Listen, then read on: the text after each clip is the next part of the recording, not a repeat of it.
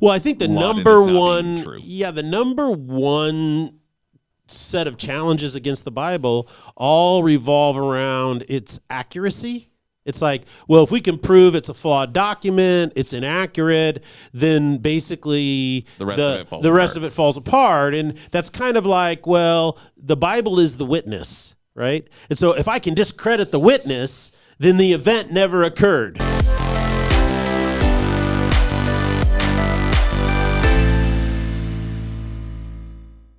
Ladies and gentlemen, welcome to the Salty Pastor Podcast, a podcast dedicated to helping you learn and grow in your faith. It is a journey that you must go on. It is something that you have to do yourself. It's not something that you can pay someone else to do. You can't have it delivered. You can't have it shipped. You can't stream it to your life, but instead you have to go out and do the work. And we are here to come alongside you to encourage you, to challenge you, and to teach you to critically think for yourself so you know what you believe and why you believe it. My name is Jesse Maher. I am the host, and we can't do the Salty Pastor Podcast without the Salty Pastor himself. So good to be here. So good to be here, everyone. I'm so happy that you're joining us and that you are on the Salty Pastor journey. So many people have been coming up and sharing with me, oh, I just discovered the Salty Pastor. It's so fun. And I think that's really awesome. I think it's great that this podcast is helping people grow in their faith, helping them think through what they believe, why they believe it.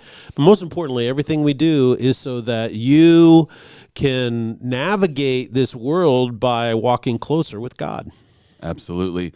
We are in our series titled The Bible. We didn't overthink the title on this one. We just went with the straight truth. We're talking about the Bible. And last week you pointed out that the Bible is controversial because of what it claims. It claims that that it is the words of God and the revelation of God. It tells us that there is a God and that what he is doing in the world throughout time. And it's ultimately a revelation of God that tells us who we are as human beings. So it makes some pretty strong claims that not everyone gets along with or wants to accept. People reject this, but when we reject any objective truth, we lose the ability to determine what is true, and that is when our lives can easily be flipped upside down. Yes. Absolutely. Well said. I think one of the things about this series that we really want to focus on is trying to help people understand the how the Bible was constructed. How does it fit together? Is it trustworthy? And not only is it trustworthy, but is it accurate and true in its claims? Has it been tested? Has it been challenged? And if so, how did it face those challenges? How did it get impacted by those challenges? And so a lot of it has to do not so much with a study of a particular portion of the Bible, but we're looking at, well, what does the Bible actually say about itself? And how does the people who wrote the letters in the books of the Bible, how did they view what they were writing? And that's a critical point. Yeah, well, I mean, if you are building an entire lifestyle based off of this reference material known as the Bible, you probably want to know, can I trust this thing? And is it worth putting our time and effort into, right? Like, because there's a lot of people that are pretty shallow in their faith, and a lot of that comes down to not actually getting into the Bible. They're like, yeah, I'm Christian, but I don't read my Bible. I don't really know what's in there, and I just kind of do whatever. And it's like, no, the whole reason this exists, this Christian lifestyle is all based on this book. This revelation. And so if you're not in it and you don't know what's in it, and if it's not accurate, then you're building everything on a very shaky foundation. So you need to be in it. You need to understand why it is. And so then when people say, well, you're basing your whole thing off of this book that was written over 2,000 years ago, and it's like, yeah, but do you know this, this, and this, and this, and this is why I believe it, and that's really important. Yeah, and then their whole worldview, their whole lives are turned upside down when they get out and face the chaos of this world in which they live. They don't understand, why is there chaos? Why is there pain? Why is there suffering? Where does it come from? I don't understand. You know, it's kind of like this. It's like you have 8-year-old, 9-year-old, 10-year-olds, and, you know, they're on a cruise ship, and all they want to do is eat the candy and the ice cream machine. You know, I mean, they melt that ice cream machine down. They're just constantly using it, and they eat the desserts first, and that's all they eat, and blah, blah, blah. blah. And then, after a week of that, they get off the ship and you say, okay, you guys need to carry your luggage to the car, which is parked out there on the back 40 because they've got 5,000 people on a cruise ship that all parked there. And it's like, okay. And those kids are like dying carrying their stuff. And they're like, well, I can't do this. I'm so weak. I'm so blah, blah, blah. They start complaining. And you're like, well, because you ate garbage all week long. Well, to be fair, the adults can also get that way too. Okay. So you're saying I'm picking on the kids? Theirs may not be the ice cream machine. It's probably those unlimited drink passes. Yeah, that's right. They're stumbling off to their car. But I think the bottom line in regards to all of that is that if you don't have somebody instructing you and teaching you about how to eat in a healthy way, you can consume stuff that is bad for you, and then what it does is it creates all kind of health problems. It can bring about diabetes, it can bring about heart disease, it can bring about all different kinds of things just simply because you're not eating well. And that's why moms and dads are so important, because they teach you to eat your vegetables when you're young, and there's people out there talking about that. Well, spiritually, how do you know what you believe, and how do you navigate the chaos and the difficulty and the struggles of the world if you don't know the Bible and you don't trust the Bible to guide you and lead you? And like we spoke last week, is that because the Bible's a giant red pill of truth for people, it specifically says there is a God, and this is the heart of this God. This is what this God is trying to do. And when you read it and study it, you start to realize, oh, okay, this God is a God of love that has separated himself from us because of sin. Sin can't exist in his presence. He's perfect. And so anything that's less than perfect is consumed by it. Okay, this is Isaiah's statement, woe is me, I'm ruined. I'm going to be totally annihilated because I'm a man of unclean lips. Well, and and this is maybe a good time to bring this up, is this is another one of those things that a lot of, especially non-Christians, but even some Christians get wrong. It's, well, why would God condemn us to hell, right? Like, there's that argument. It's like, if he's a God of love, why is he sending us to hell? And he, in fact, sent the option of us to save us. Like, it's the wrong mindset of you're not getting sent to hell by God. You are going to hell because of your sin. Right. You're already on a path of destruction. It's like the asteroid's coming to blow up the planet. Yeah. And that's your fault. You can step through the portal to a different planet or not. Right. And you have to choose to be saved so that you can be with him. He's giving you the option of being saved. It's not him going, you did bad, so I'm sending you to a bad place. It's completely upside down. I mean, it's like this, a dam is built, and then the flood waters raise so much, the dam bursts, right? And so the water comes rushing down, and the town below is all flooded, and somebody comes by on a boat and says, hey, I'm here to rescue you. And you say, well, I don't want to be rescued by you.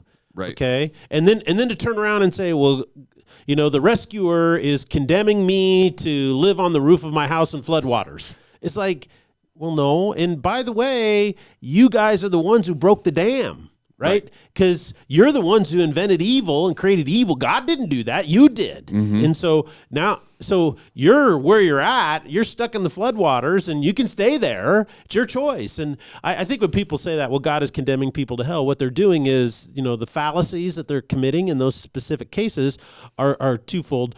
The first one they're doing is, it's a fallacy. I call it the fallacy of arrogance. And that is that my perspective of this reality is the only true perspective. And it's like, yeah, your perspective is pretty limited. You don't have all this other stuff. But the other fallacy is that the fallacy of that self-centered arrogance. But the other fallacy in that is I don't have any responsibility for the mess that things are in. Right. I don't have any responsibility for the fact that there is a hell. Have you ever considered that if there was no fall, there wouldn't be a hell. There wouldn't be a hell. You guys created this. C.S. Lewis talks about it in one of his books that he wrote, just what hell is really like. And he says, it's not Dante's Inferno. where you have these levels of hell and it's fire and demons and we're gonna weirdly a nice thing. Yeah, you know, run around trying to skewer you, you know, and they stick pins under your fingernails all day long. C.S. Lewis says, you know what hell is basically? It's you getting everything you want along with billions of other people at the same time. To me, that is living hell. Right? Is that everybody, you're living with nothing but narcissists. Anybody that's ever had a relationship with a narcissistic person or had to deal with a narcissistic person, it's hell. There's no better description. And that's what he says. That's where you're living, is you're living in a place where you think your will reigns supreme. And he says it's nothing but suffering there. That's the ultimate suffering. Well, and the only way we know that this is the real way this works, as far as we're not being condemned, this is in fact something of our own doing that we're being saved from, is by these revelations in the Bible, right? Like that is where it is. And that's where, if you're a shallow Christian, if you haven't spent time in the Word, you're not going to get that difference in ideology and the freedom of knowing, oh, I'm already damned unless I go and I'm in the floodwaters, right? And maybe I didn't cause the actual flood, but my people did. Right. You know, human beings created it, and we're living in this broken world, and God has decided this is the way I'm going to offer you a way out that does a couple things. Number one, it respects your human dignity. Mm-hmm. It doesn't violate your free will. So you have a choice. Right. So the other thing it does is that it allows you in this reality to grow and discover the best version of yourself and live in joy while you're here, so that you have a taste of the ultimate joy in eternity. So it's all linked. It's not separate like, well, we're going to give up on the material world and space and time. All we care about is heaven. It doesn't work that way. Right. You know, Jesus came into this realm and he was completely human while completely God all at the same time. And what that tells us is that his goal wasn't just to redeem us for some future off thing, but to redeem this space-time reality, this material world or universe at the same time. So he wants to redeem both, right? Which means purging evil from it. So that the Bible is very controversial because it says a lot about who God is and what he's doing, and it says a lot about who we are as human beings. Well, and these revelations allow us to better understand our life, but obviously there are people that are critics or who want to prove the Bible wrong. So yes. I want to talk about today, if you don't mind, what are the primary ways that the Bible is challenged, or kind of like...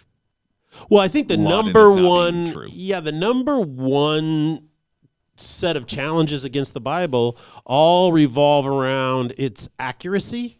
It's like, well, if we can prove it's a flawed document, it's inaccurate, then basically the rest of it falls apart. And that's kind of like, well, the Bible is the witness, right? And so if I can discredit the witness, then the event never occurred. Classic strategy in a law room. Like if you don't have if you can prove that your witness is flawed or is not remembering correctly or whatever, or credible, then it.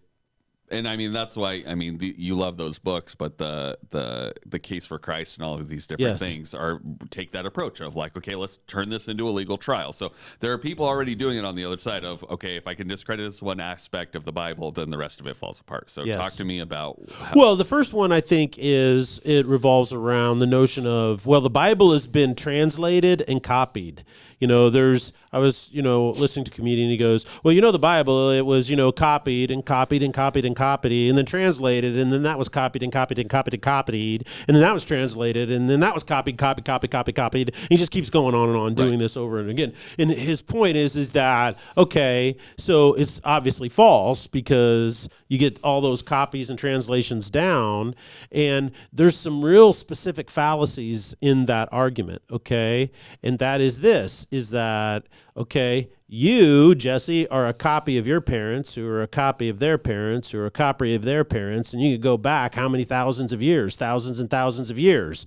And human beings back then, right, had brains and they had kidneys and stomachs, and they ate stuff that gave them indigestion, and they slept, They were, for thousands and thousands and thousands of years, human beings are still pretty much the same. Yeah, DNA copies. Yeah, that's it. And so, and even though new life, and we don't want to overstate the case in the illustration, is it's, life happens when you have two separate strands of DNA come together, and there is a whole DNA argument about why people lived so long, tens or 20s or 30,000 years ago, and that's because their DNA was so much better shape. But basically they're saying, well, the fallacy is this, is that, well, if there's no efficacious or proper way to do a copy, then you could say that maybe it's changed. But the issue is this, is how did it get copied and how did it get translated? And this is what's really important. If you go to the Old Testament in chapter 6, what's really important to understand is that the Bible has two sections, the Old Testament, New Testament, 39 books in the Old, 27 in the New. And the first 5 books of the Old Testament in the Torah are called the Pentateuch, right? And these are the 5 most important books, pretty much. What happens is Moses wrote those. And in the book of Exodus, while they are marching out of slavery in Egypt, marching across the Negev desert, and over that period of 40 years, he is outside the main encampment, and he's in a tent next to the pillar of fire at night and the pillar of clouds during the day that's guiding them, and he's supposedly in the presence of God, and he is receiving what to write. So Moses writes the first 5 books, Genesis, Exodus, Leviticus, Numbers, and Deuteronomy. And Genesis is kind of about, well, where do we come from, a little bit in a general sense. And then Exodus is all about coming out of Egypt and being turned into a people of God, the Jewish nation, the nation of Israel. And then what happens in the next ensuing books, Deuteronomy, Leviticus, and Numbers, is all basically how we're going to organize ourselves as a society. Right. Okay. Here's our societal laws. Here's our codified law. Deuteronomy is the first book they think that actually was a codified law that was revealed or had been written down in form. It's one of the oldest ones that we have, or the oldest one. And then Leviticus is about the ceremonial stuff that you do. And there's 3 sections of law that are revealed in there. And this is where a lot of people make a lot of mistakes in getting what they call contradictions in the Bible, or it's inaccurate. And they confuse ceremonial law, which is spiritual law, right? And how you are to have a relationship with God. And then you have civil law. And that is, well, if you steal a guy's goat, then you got to pay the guy, or give the goat back. And so there's a civil law to just basically deal with crime. And then there's an ethics law, and that is what are the laws to, like, for instance, we have educational laws. Like in Idaho, a lot of people don't know this, but it says in our state constitution that the state has to provide an education for every Idaho citizen. Right. Okay, so that's called an ethics law, right? And that is, we're going to do this. There's a lot of argument over how to do that. But notice in chapter 6 of the book of Deuteronomy, he says this. He goes, "Hear, O Israel, the Lord is our God, the Lord is one." This is verse 4, 5, and 6. He goes, 7 and 8. "You shall love the Lord your God with all your heart and with all your soul and with all your strength. These words which I am commanding you today shall be on your heart. And you shall repeat them diligently to your sons and speak of them when you sit in your house, when you walk on the road, when you lie down, and when you get up.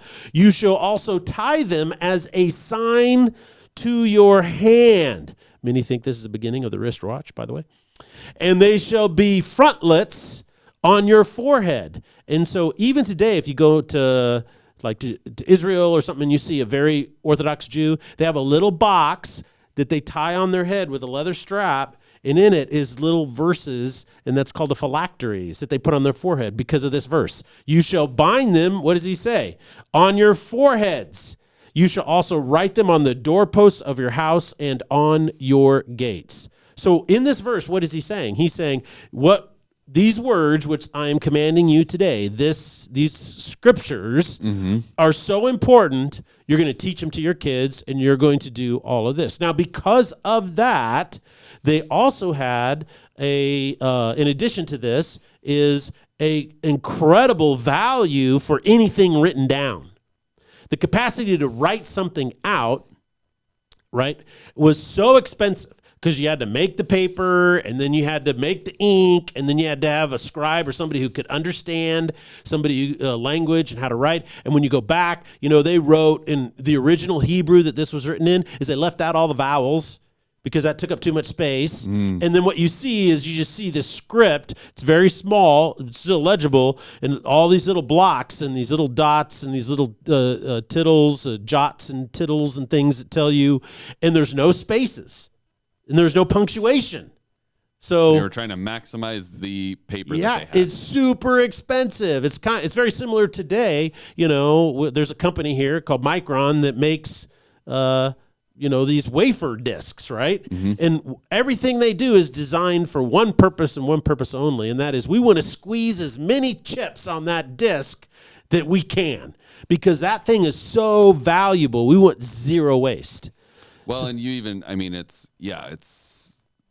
you're trying to maximize space. I mean, every technology company these days is trying to squeeze as much as they can into an iPhone so that they don't continue getting even larger as much as they can, right? You see these laptops that are as thin as a sheet of paper or whatever, a couple sheets of paper. And so, which illustrates the point in that okay, so if that's true, if, number one, what was written down in the scriptures are to be taught to your kids. So there's a high commitment to this is God's revelation. And then there's high value. A scroll, is like today, computers and phones, these are really expensive. Everybody has them, right? Now, your phone, right? The iPhone you have now, I don't know what version they're into, 14 or whatever, does it look exactly like the first one that came out? Not at all. Not at all. Does it still run on the exact same binary system?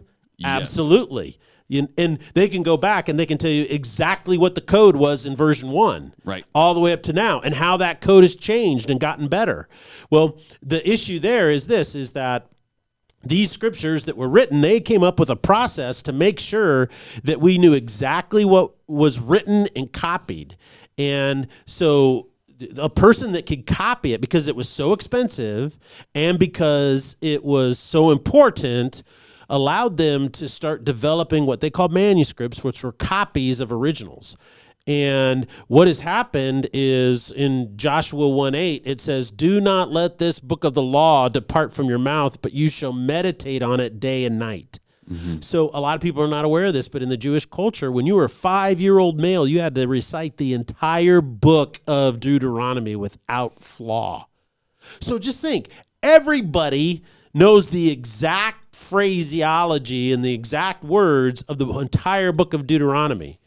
How difficult would it be to come up with a copy that was flawed and keep it? If everyone's already expected to memorize it. Yeah. You're basically getting real-time verification. Anytime someone reread it, they would be like, well, I definitely learned it this way, so this one must be wrong, right? Yeah. Like, you have an instant verification system for any copies that are made, because everyone was expected to have it memorized. Exactly. Right? Well, it's like this, you have a favorite band, right? You have a favorite group, Yes. and so somebody is singing a song from your favorite group, one of your favorite songs, and they keep messing up the lyrics. What do? Lose my mind and unplug the sound system because I know where the power is.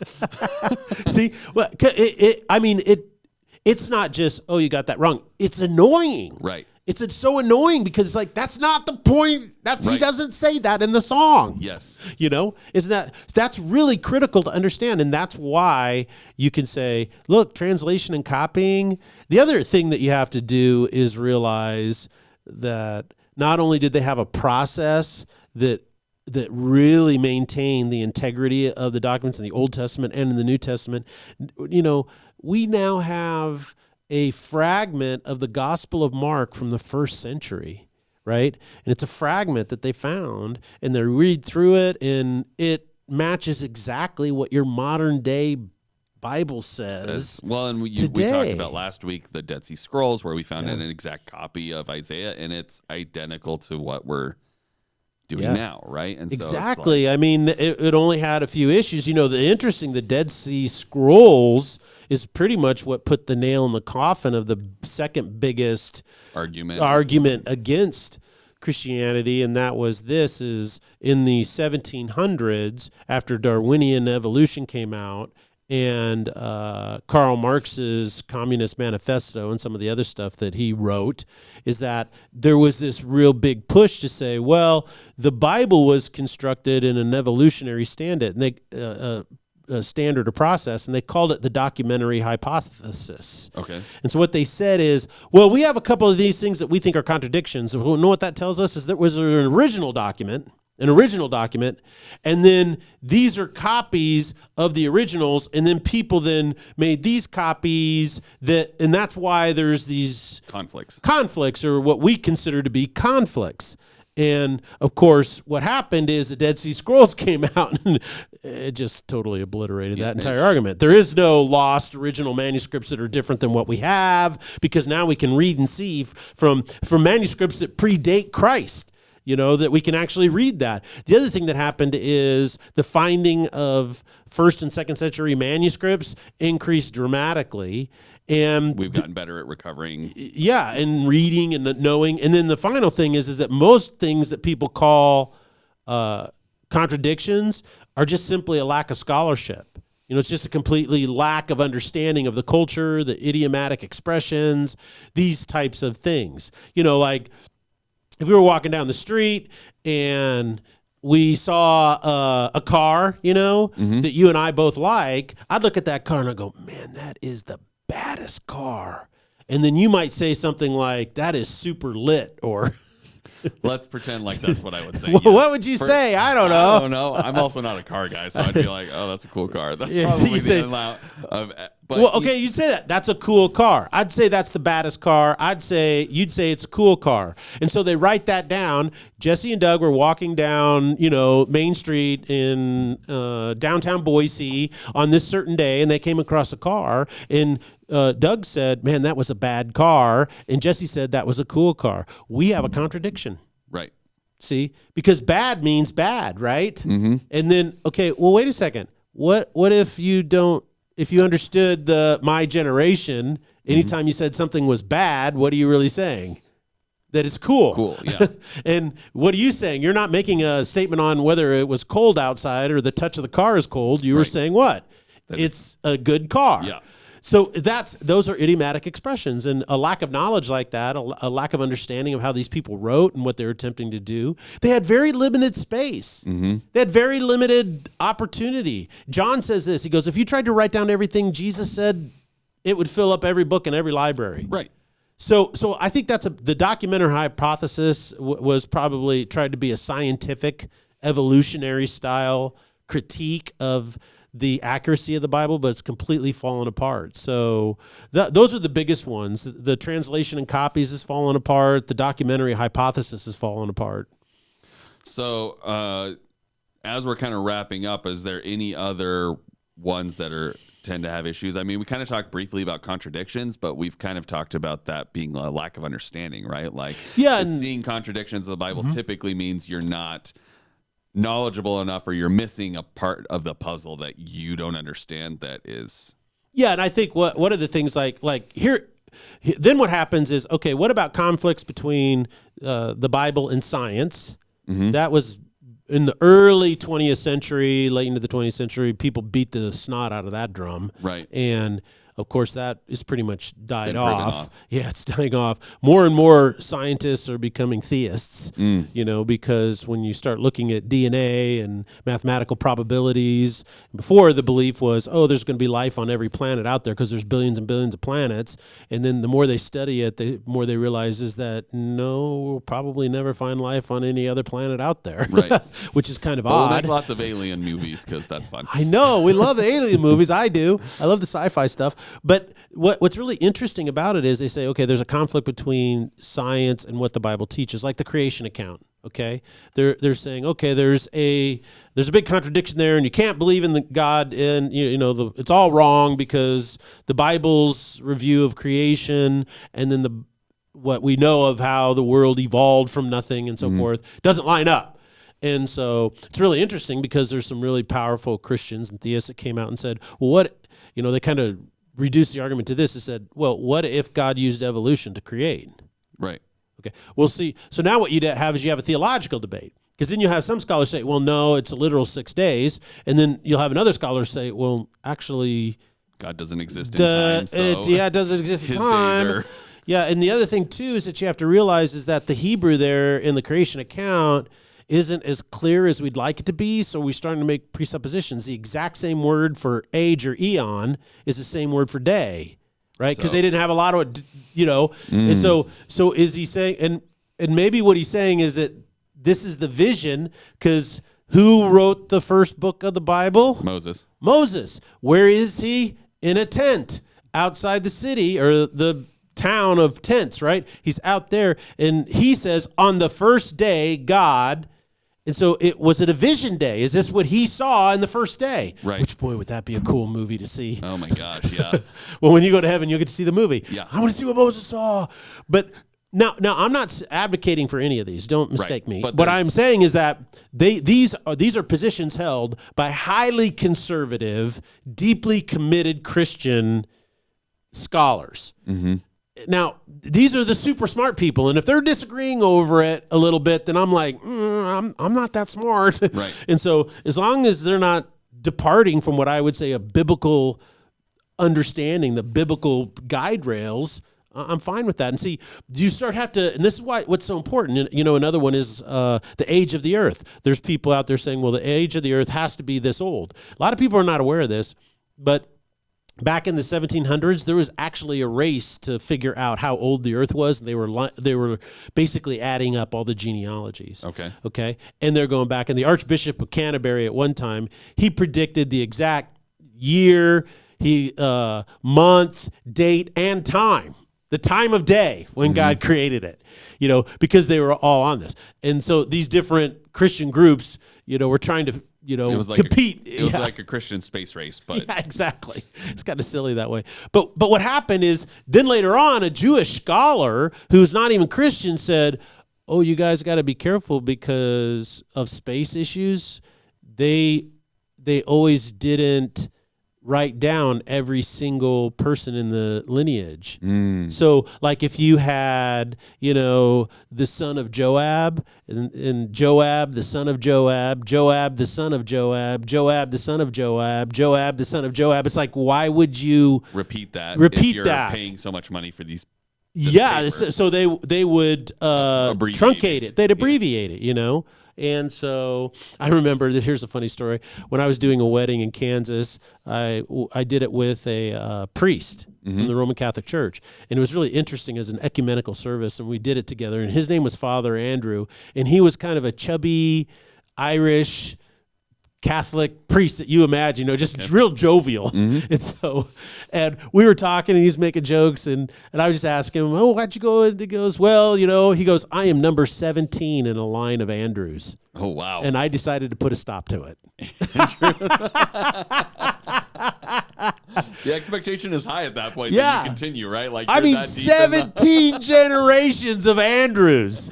Oh, my goodness. Could you imagine writing that in the Old Testament? Oh, my God. And then he says, I decided to put a stop to that. I go, well, I guess. You did it. You did. That was so funny. But I think that the main issue there is that these can easily be construed as misunderstandings. Another one that comes up, I think Zach is going to talk about this one when he preaches on Sunday, is Genesis 21 or Genesis 22:1 says that God tempted Abraham, and then in James chapter 1 it says God doesn't tempt anyone, or God tempts no man. Okay. Oh, so that's a contradiction. It says God tempted here and God tempted there, and I go, okay, are you sure? Are you really sure that that's a contradiction? You better think about it. And I think the issue is that you don't want to try to resolve every single contradiction, because the people who bring up contradictions are people who say, I don't believe or trust the Bible with my life or my future. I don't believe the reality that it communicates is real. Consequently, what I want to do is find flaw. But I always see contradictions in the Bible.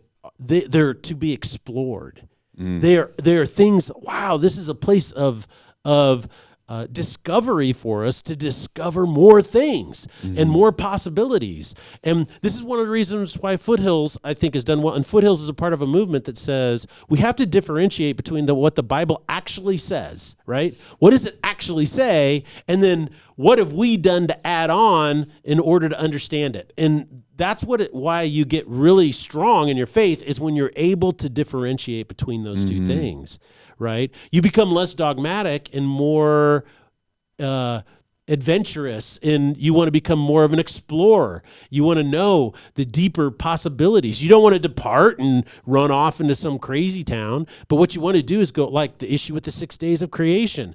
Wow, what are these other very conservative but very incredibly high integrity scholars, how are they debating it? Right. You really get into it, and when you study the eschatology, basically the doctrine of the end times, when is Jesus going to come back? And you have all these really great people that are super smart, and they all have massive disagreements over what it means. Right, and you can just sit and enjoy the intellectualness explore, of it. And it pushes you, and it gets you to think in ways you've never thought before. So, and I think that's all good. Well, Pastor, I thank you so much for taking us through kind of a journey of discovery of what some of the biggest arguments against the Bible are as far as its accuracy. And so I think this opens up some eyes for people that maybe have not heard these arguments or who want to look into how to debunk these arguments if someone were to bring them up. And I think that's really important that you know that the argument exists so that you're not sideswiped by it by somebody and be like, oh, I've never even heard of that. I've never even heard of that. But thank you so much for joining us today, everyone. And we'll see you on Thursday for another episode of the Salty Pastor Podcast. Blessings.